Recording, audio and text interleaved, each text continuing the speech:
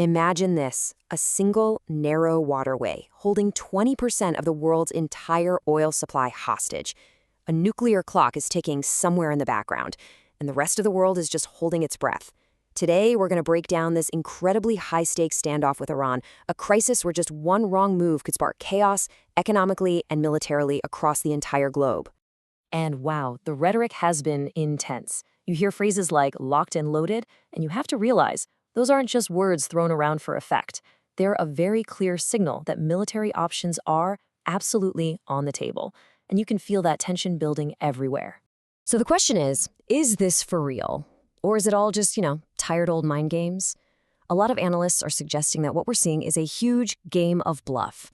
It's high-stakes posturing where both sides are trying to get as much leverage as they can before they even consider sitting down to talk. Okay, let's dive into what's really going on. To really get a handle on this, we're going to break it down into 5 key parts. We'll touch on the brink of conflict, we'll look at the world's most critical energy choke point, we'll tackle the huge nuclear question, the diplomatic deadlock, and of course, the global fallout. So first up, let's look at that choke point, because it's where Iran holds a ton of power. We are talking about the Strait of Hormuz. This one little waterway has the entire global economy totally on edge. So what is it about this narrow strip of water that makes it so unbelievably powerful? Well, you have to think of it like the main artery for the global energy economy. To really get this conflict, you have to understand this choke point. Because if you control it, you hold an immense amount of leverage over nearly every country on the planet. Get this, a full 20% of the entire world's oil supply passes through this one single spot. That's 1/5 of the oil that's powering our cars, heating our homes, and keeping our factories running.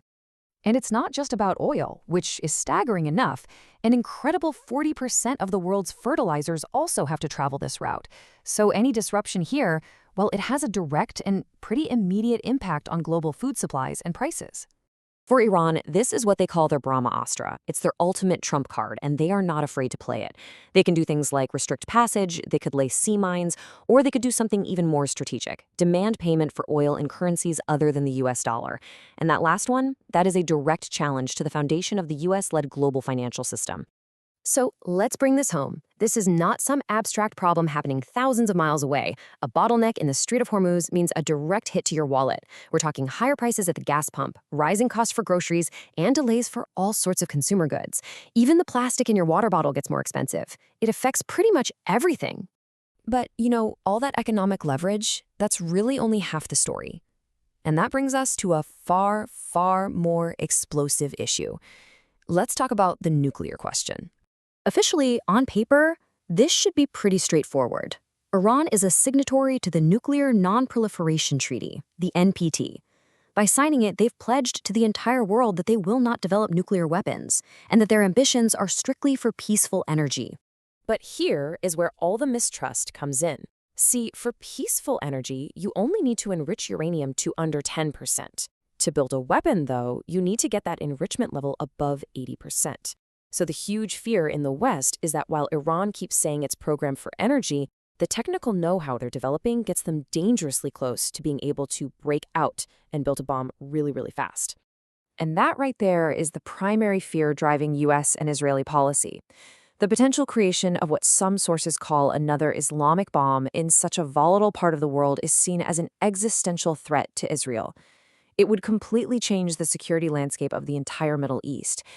So with stakes this high, you'd think diplomacy would be the absolute top priority. But as we're about to see, the two sides are fundamentally, well, they're worlds apart. And this just perfectly illustrates the deadlock. The US demands zero uranium enrichment. Iran demands the right to enrich. The US demands they stop supporting militia groups. Iran demands all US forces leave the Middle East. Oh, and also pay them $1 trillion in compensation. I mean, you can see they're not even in the same ballpark. There's almost no common ground to even start a real conversation. Now, this whole standoff isn't happening in a vacuum. It's sending some pretty significant shockwaves across the globe, and it's testing old alliances and creating completely new economic realities. The fallout is truly global. We're seeing major fractures in an alliance like NATO, with key allies basically saying, count us out. Economically, Iran's push to trade oil in other currencies is chipping away at the US dollar's dominance. And geopolitically, you have Russia sort of reevaluating its position, maybe shifting a little closer to Iran. For everyone else, it's just total supply chain chaos. It's a harsh reminder of how interconnected and honestly how vulnerable our global economy really is.